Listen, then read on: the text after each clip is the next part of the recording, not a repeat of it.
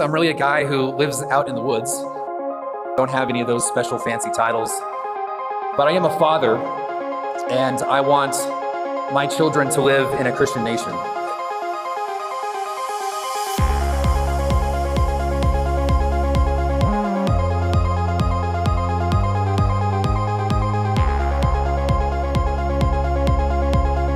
And I want my children to live in a Christian nation.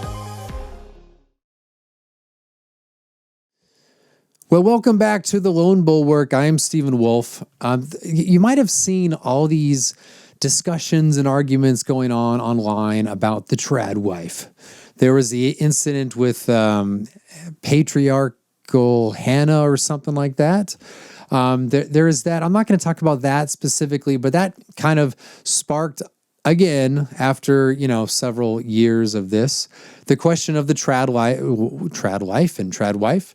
And the question of masculinity and femininity. And so I want to approach these topics from a little bit different angle than I think most people have approached them. I want to do a little bit historical, also the difference between kind of a classical and ancient way of life that shaped those things and modern life itself. And I think to get to the point, I guess, up front, bottom line up front, the bluff. And that is that I think modern life has made masculinity and femininity and a sort of open question and a matter of choice, okay?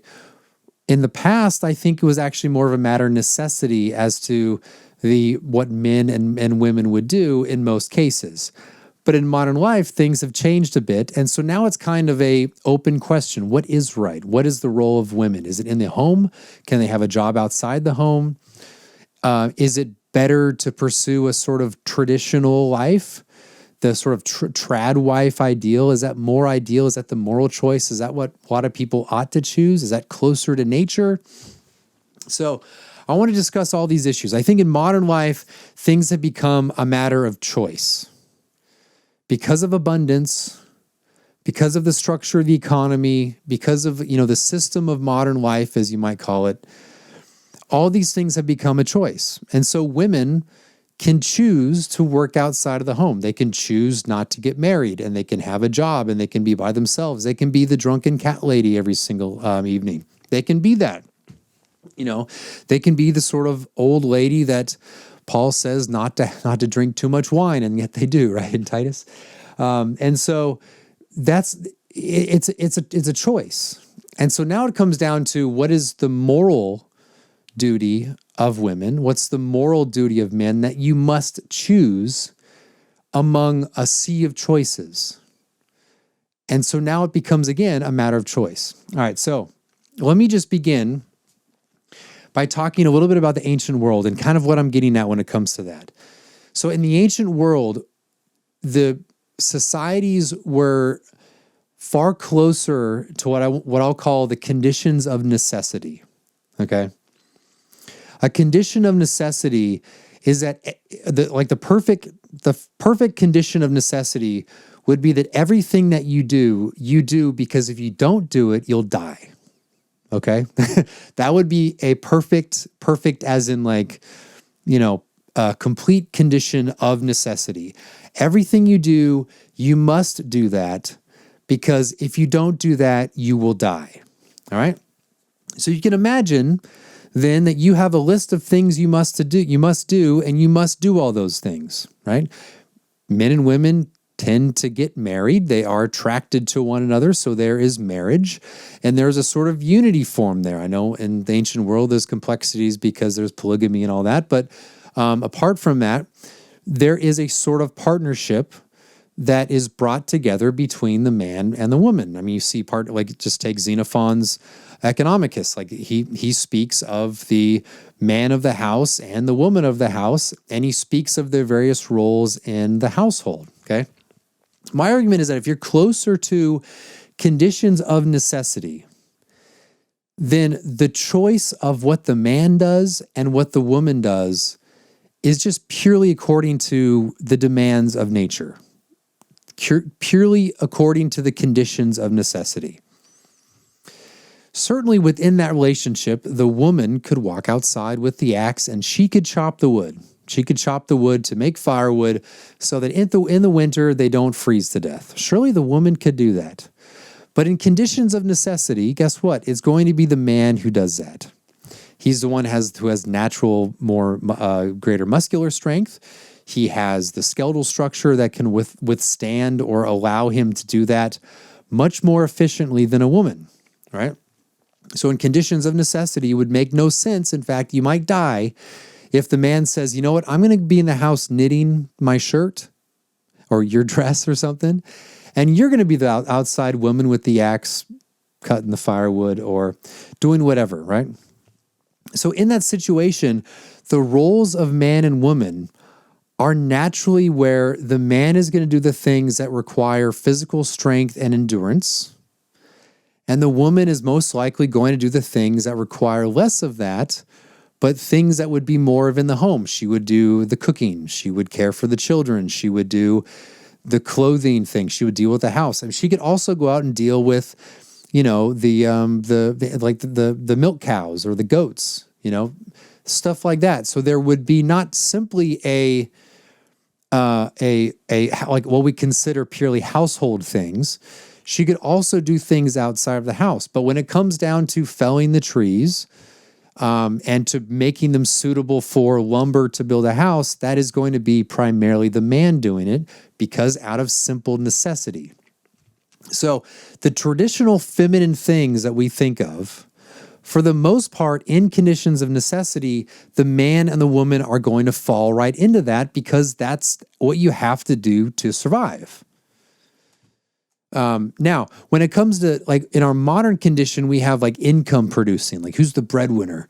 So we think of the man like the man's breadwinner. But really, in the traditional way, in the older, ancient, really common, if you take all of human history, way of life is the household is the place in which income is generated. So you may specialize in this particular thing, and you would then sell that or exchange that for other things with other people who specialize in other things, right?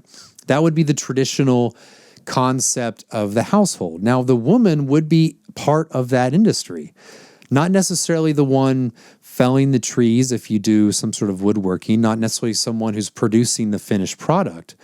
But in terms of the home economy, in terms of the operations of the family for production, the productive household, the woman would be integral to that, and of course have her other duties alongside that, as would the man have his duties that are kind of not part of directly the production of the income producing product. Anyway, all those things out of necessity just kind of fall into line. And as you can imagine, those conditions, again, the man and the woman would have to, by necessity, take on those various jobs or tasks within that household. So the question of masculinity and the question of femininity really, in terms of tasks and jobs and the place in the household and in society broadly, were not major questions. I mean, certainly someone can philosophize about it if they have the time. But ordinarily, these things just didn't actually come up. They were irrelevant, right? Hunter-gatherers, like if they don't find food that day to hunt or gather, they're not going to eat that day. Or if they don't find it in a week, they're going to die, right? Everyone's going to die. Everyone has to fall in on this task that's differentiated, okay? Now, as you move away from conditions of necessity, so there are degrees to that. So you can imagine necessity of hunter-gatherers, but if you think of like a Greek city-state where there's a few thousand or tens of thousands of people in the city, you've moved a little bit farther away from conditions of necessity, but not as far as you might think. There are, like you take the Greek city-states, they're outside of condition of necessity such that they can have works of art, they can do statues, they can have public buildings, they can do architecture, they can have philosophy, they can have, those sorts of things. Even like religious. So if you have like victims for religious sacrifice, like that is in a way, it wasn't exactly wasteful, but it is costly to do stuff like that. So you are moving away from that.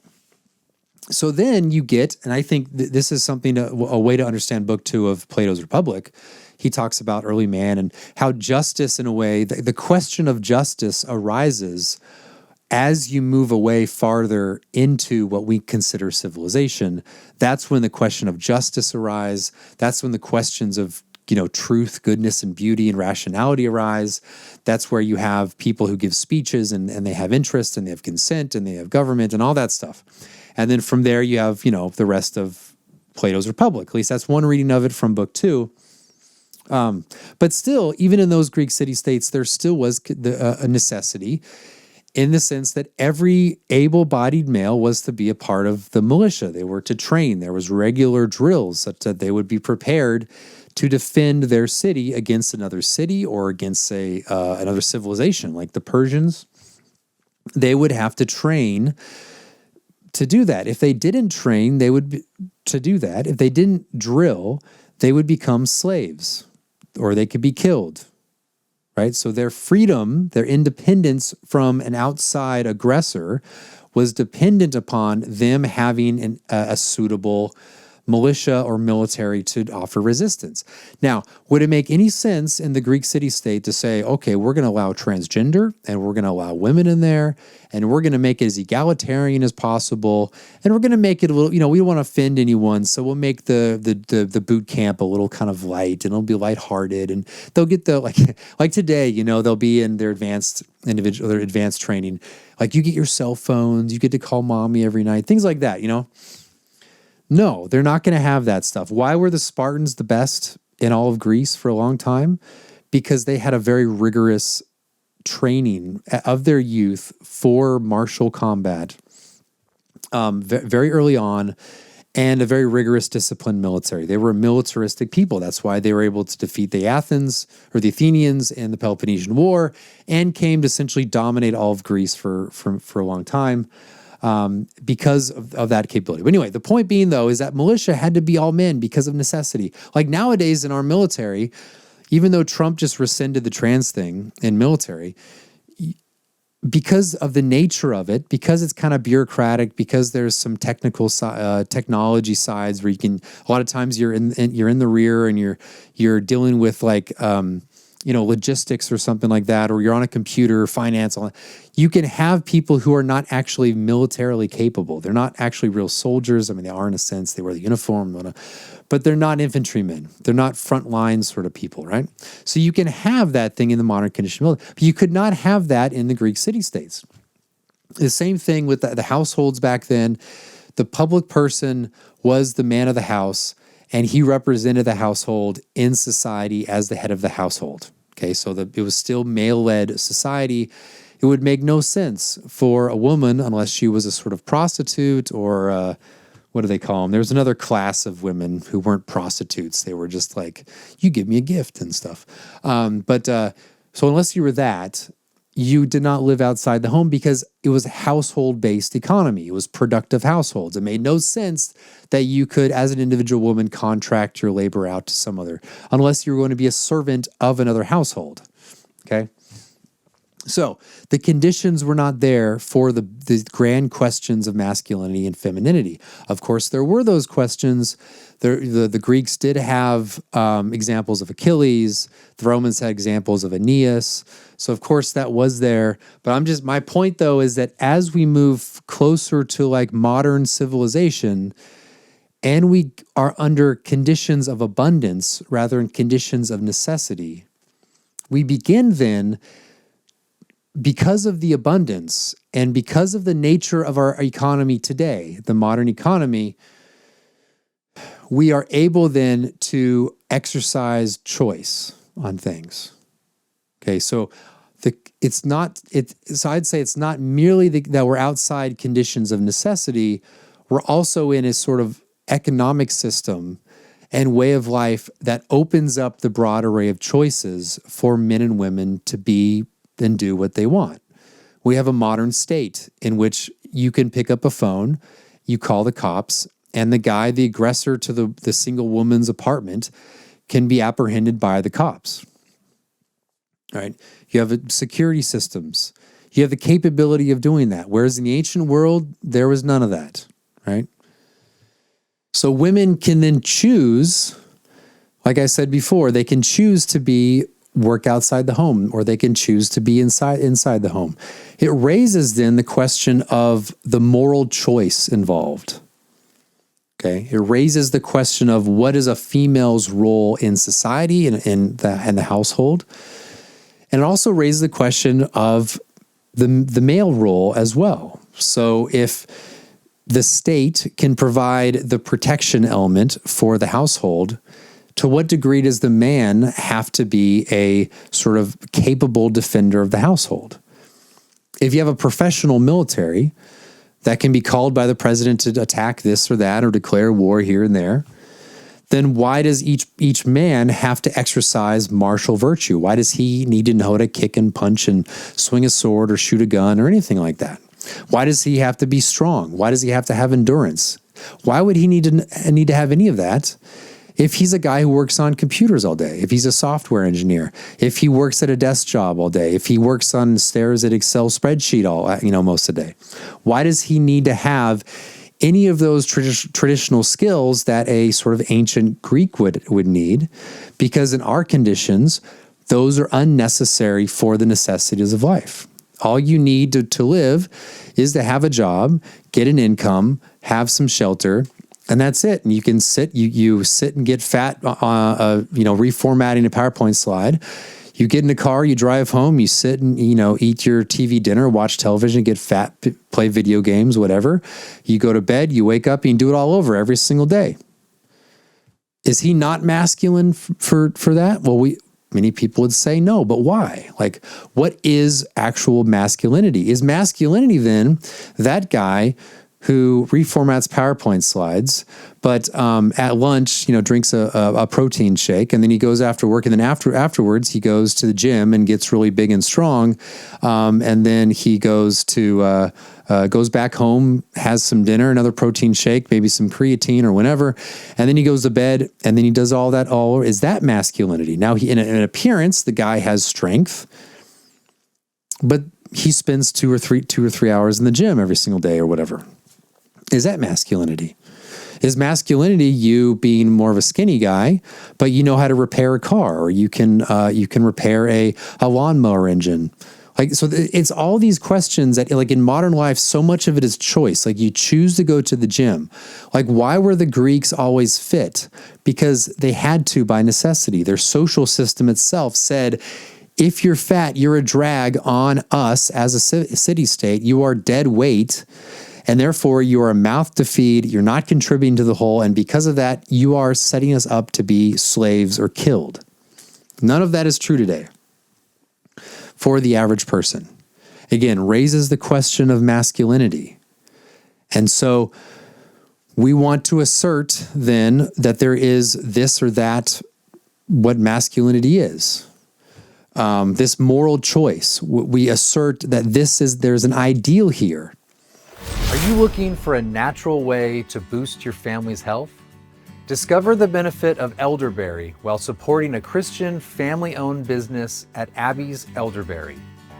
They produce high-quality products by crafting each one without the use of artificial ingredients or preservatives.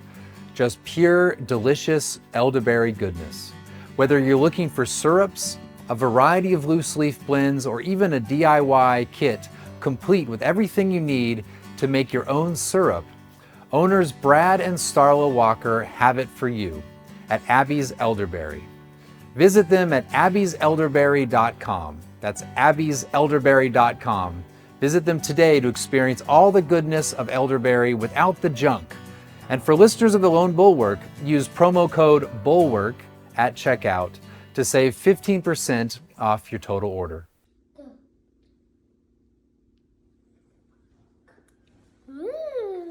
My family has been using elderberry for immune support for many years.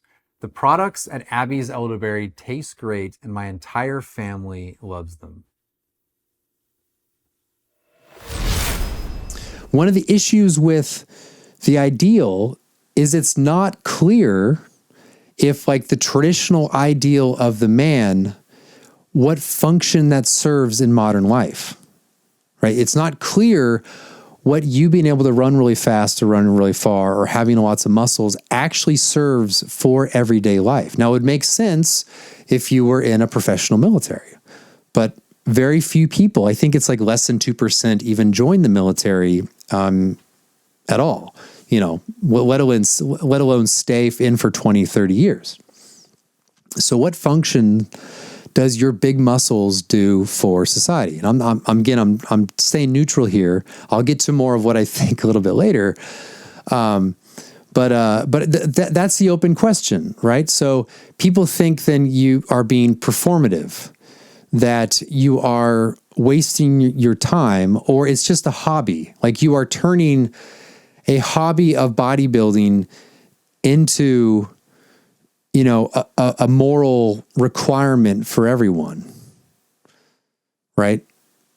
But why is the skinny guy who makes a lot of money, say as a software engineer, why is he less masculine than the guy who is a bodybuilder? What if the software engineer cannot repair a car engine? What if everything he does, he can't build the thing, he can't work with wood, he can't frame a wall, he can't even paint a room, but you know what? He can do software engineering really well and he can pay everyone to do it for him. Is that not masculine?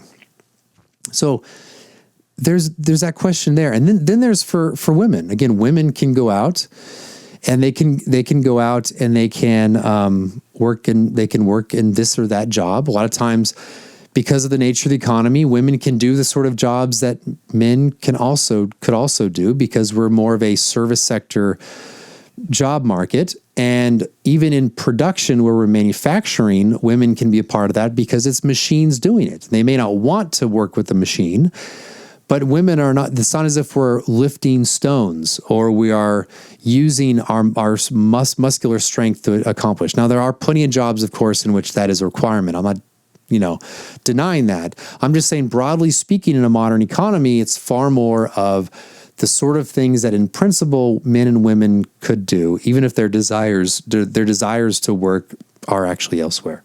Okay. So women can choose those things. Conservative Christians come along and they look at the Bible and it says women should be diligent at home and that the man is the head of the wife, that they should take care of their children. And so they say, well, the biblical command is that this is what women ought to do. I agree with that. But my argument is that has become not something that is naturally obvious given the circumstances. It's actually become less obvious. It's less persuasive on its face because it seems to then restrict, seemingly would restrict the choices of women. Right? Women, it's open for them to have these choices. And now we are insisting upon a moral choice that you become this or that in the home. Okay. So, of course, many conservative women, they choose that and they think it's right. And I would agree with them. I'm just saying the conditions on the ground make it such that it's now a choice because there are realistic options outside of that. Even though I think it causes some conflict naturally, there are dual parent households with kids. Right? They can send their kids to government schools or maybe to a private school, and they both work. That's very common at the school my kids are at, that both parents are actually working, and I guess it works for them. So it's a matter of choice, right? So this is where I think. This is where we are in like a unique set of circumstances in modern life that we have not seen, that you don't see broadly in history, right? We are so far away from necessity that we have viable options across the board. You can be a man who stays home and raises the kid while the woman goes out and work. Kind of like, Neil Shimby is a stay-at-home dad. His wife goes out and I guess makes the money. So that all these things are a matter of choice for people. Okay, was not that case before. Now, because it's so in a way uncommon, because our conditions now are how do you put it? They're out of the norm, broadly speaking, of history. it would seem to me that the Tradwife phenomenon and the masculinity phenomenon, like especially on the right, not everyone on the right, but many people on the right, is they are trying to say that there is something natural that is lost, that the normal condition of the human being is actually one in which we are closer to conditions of necessity. All right. So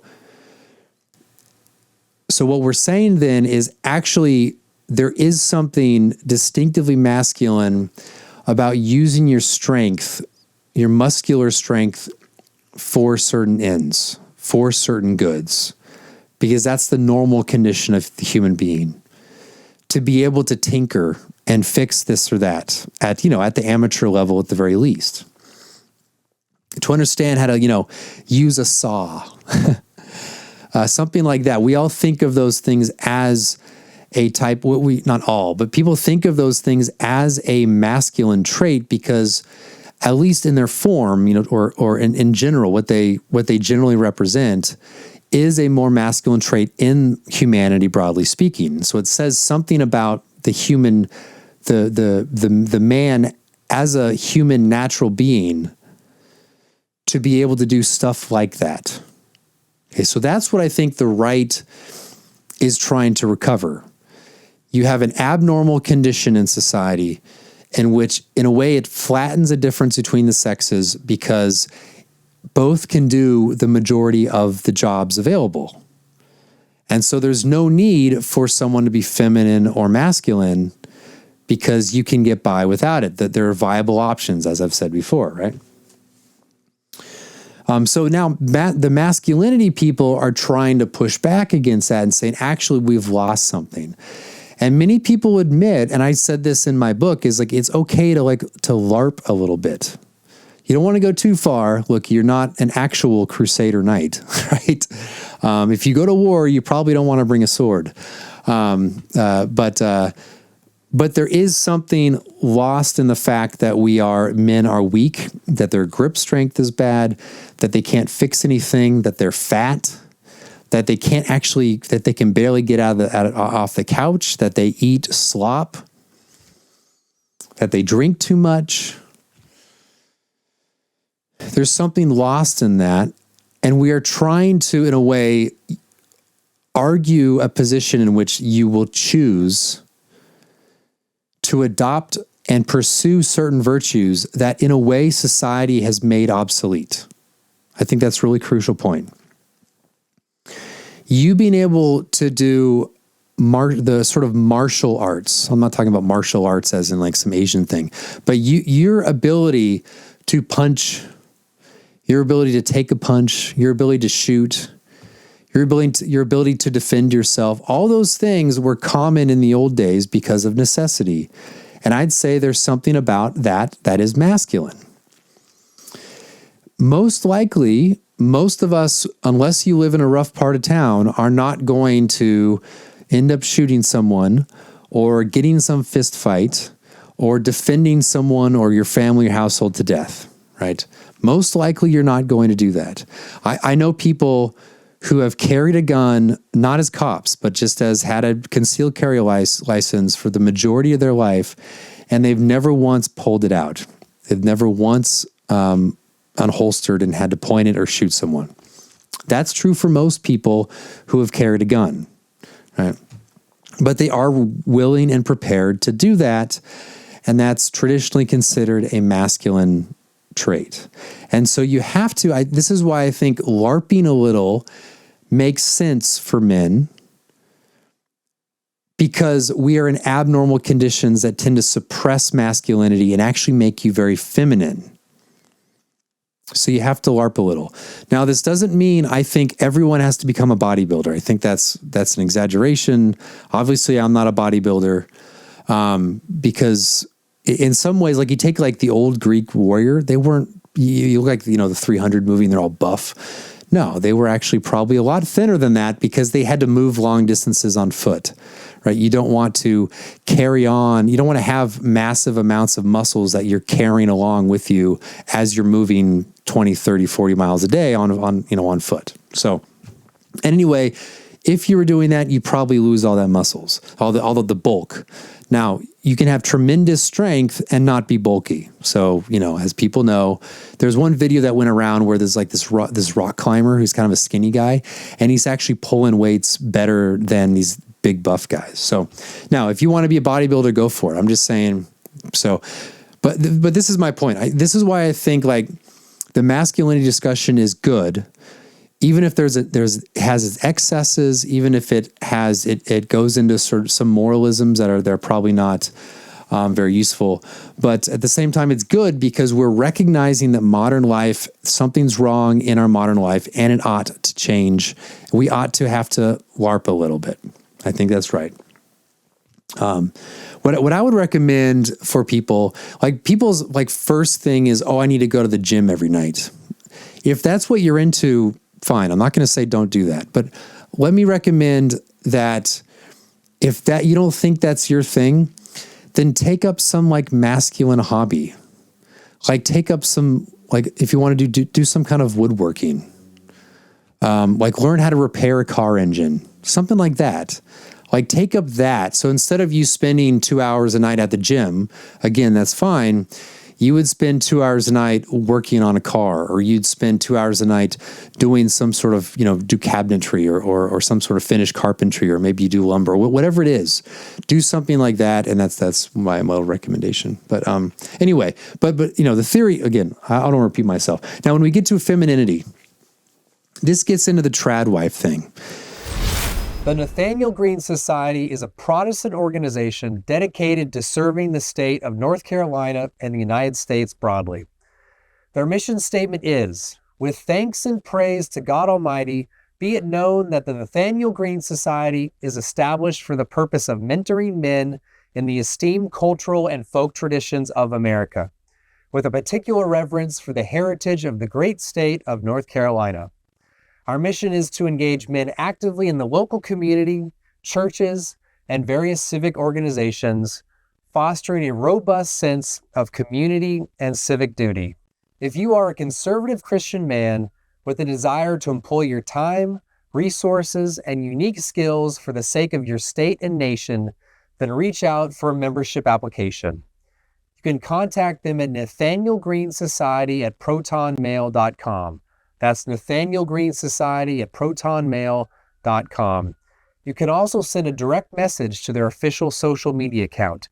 You can find the link and additional information about the society at nathanaelgreenesociety.org. The one reason why the Tradwife thing is attractive, one, there's like the aesthetics of it. So there's people who have a lot of money who are able to do this high production value of them with, pastel colors and flowers here and there and, whatever it is. And their kids are all like, dressed in, these pastel colors, whatever it is. They have the money to have a high production value of them canning, they do their, or baking or something like that. They can do that and they can show that in a video and women see that and whatever. And so there's a trend to want to be this sort of Tradwife.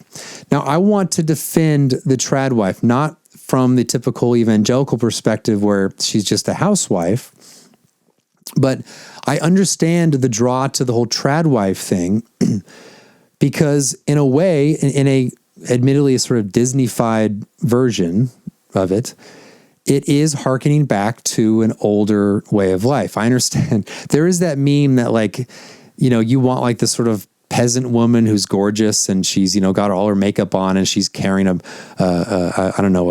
some sort of like basket full of potatoes or something like that, as if that's like the real sort of Tradwife, when in reality, it's probably a peasant looking woman, as you imagine. So there is a sort of Disney-fied version of this in the same way you could say that this LARPing of masculinity kind of has a similar feel to it, but that's simply because we've entered conditions in which that has been rendered obsolete. So the same thing with the Tradwife. Like you can go to the supermarket and you can buy the milk that you want. You can buy the produce that you want. You can buy it's amazing what you can walk into when you walk into like a supermarket, how many things you can buy for fairly, inexpensive. And you can get all that and that's fine. But the Tradwife thing is trying to say there's something good in being a homemaker in which you do these more traditional activities that women would have done, which includes like the goats. I know women tend to like goats, or the sort of the dairy cow, or having a garden, cooking things from scratch. All that stuff you think of like your stereotypical modern Tradwife. All that stuff is hearkening back to the more traditional role of a woman in a house that goes beyond, the stereotype of the 1950s housewife, where she was inside all day cooking and cleaning and didn't really have any sort of outside life except to maybe have tea or something with a friend every week. But yeah, so I do think my argument then is that there is something good in forms of that, of the masculinity right, and of the sort of Tradwife thing. There is something good in that sense that people are trying to get back without fully abandoning the sort of fruits of modern life. They're trying to add these hobbies to their life so that they can have at least touch upon an older form of life that is actually more natural. So anyway, that's what I think is going on, and this is why I think that we should not. There are reasons to critique the Tradwife, the meme, the aesthetics of it, the fact that like the old thing where like the man, he has to make like 6 figures in order to afford the Tradwife. That's probably all kind of true, or more, 7 figure sort of people, or more than that. I think one of the most famous Tradwife person on Instagram and elsewhere is like she's married to the son of the guy who owns JetBlue. So you can understand there's probably a lot of production costs going into this Tradwife, right? But anyway, I do think it's good for people to think, I'm going to eat more whole foods. I'm going to cook things from scratch. I'm going to try to grow some of my own food. I'm going to have a garden. And kind of get back to that without losing some of the benefits that we experience from modern life. I think there's some good in that. So, I guess that's my defense of these things, that they're, again, to like summarize it, the most common conditions of human life from beginning to present were conditions of necessity that led men and women in a sort of partnership to do different roles. And these different roles would look very much like what we think as masculine and feminine roles by necessity. And that is what we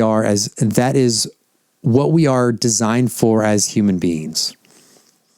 You enter into a condition of abundance.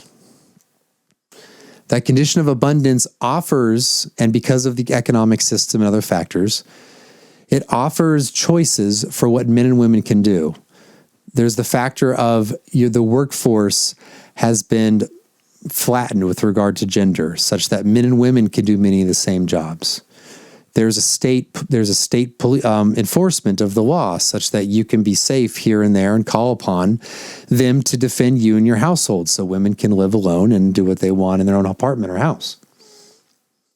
There are all these conditions that then lead us away from the roles and traditional tasks built into the natural way of life of men and women in the past, and now open it up. So now it's a choice. And so now we're trying to bring in then those old virtues, but it becomes a moral choice. And those virtues, especially for men, have been rendered largely obsolete. Not entirely, but largely obsolete because of modern conditions. So then men have to choose and make these things a sort of addition or hobby of their life in order to sort of complete their masculinity, because society has rendered masculinity, not entirely, but largely obsolete. And so to be a man, you have to add these various things to your life in order for you to make up for that. You have to do what is inefficient. You have to do what seems like what's obsolete. You have to do what seems like you LARPing. Same thing for women. Women have to then choose whether or not they're going to be in the workforce or they're going to be at home.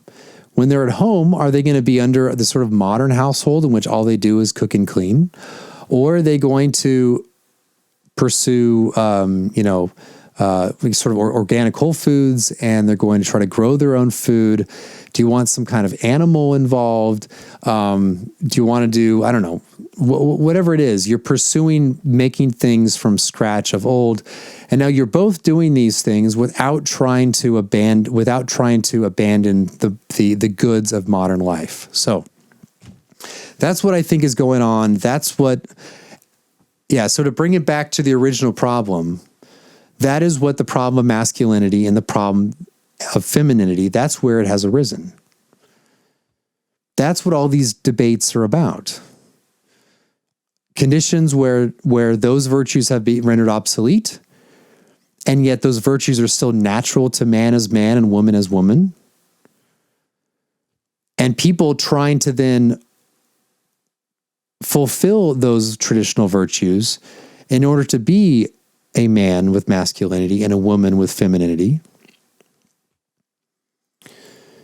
And yet then there's people who have simply want to affirm the natural conditions of things. They are comfortable with these things being obsolete. And they look at people who are LARPing masculinity and femininity, and they want to mock them. They want to deride them. They want to attack them. They want to call them names. It's hypocrisy. It's LARPing, whatever they want to call it. But I'm on the side of a rational return to traditional virtues of masculinity and femininity. Why is that again? Because it is our natural state of things is to have those virtues. And so, but because they're obsolete, it has to appear, and in a way they are, our hobbies, these additional things that we do. Okay. All right. So that's all I want to say about that. Hopefully that was helpful. Yeah.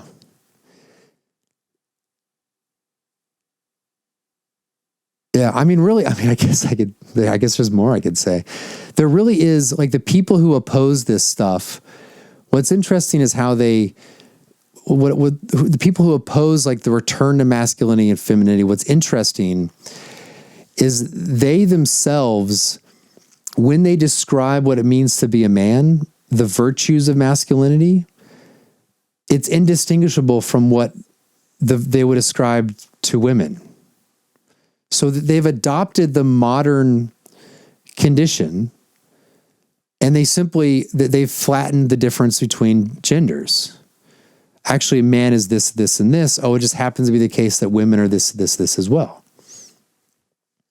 And so they make fun of people. They make fun of people who are trying to actually distinguish masculinity and men from women because they've entirely bought into modern life. They've entirely assumed the conditions of modernity and are not, will choose then to actually openly attack and deride anyone who wants to reject that, who's recognized that these things have been rendered obsolete because of the modern way of life, and yet they see something good in them. They see a virtue in all those things. They see something that actually completes their life when it comes to their masculinity and the masculine virtues. The woman sees all that as something that approaches, at least kind of harkens back to that old form of femininity in which women alongside men were, a woman alongside her man was in this household, and they functioned in their various roles given the conditions on the ground. And there's something good in that, even though they struggled. So anyway, there are a lot of things we can criticize on both sides of that. We can certainly criticize some of the aesthetics and other demands and expectations of the whole Tradwife movement.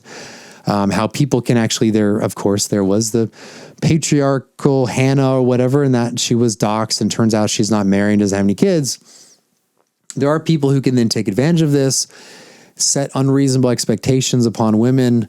Women tend to become very distraught about this more than men. I think like if a man sees a guy who is like extremely fit, there is not a sense of like jealousy over that, as if it bothers you. It just actually motivates you. Like when you see a guy who's really good at something, you know that you'll probably never be as good as him, but it motivates you to learn something from him. Men are a bit different than women on that. But yeah, so there is that side in which women can reach jealousy and feel inadequate because they can't attain to the billionaire blue, jet blue daughter-in-law. So anyway, all right. Well, I'm going to leave it there. I'll keep going, rambling on. But so thanks for listening. Hope this is helpful, and I'll see you guys all next time.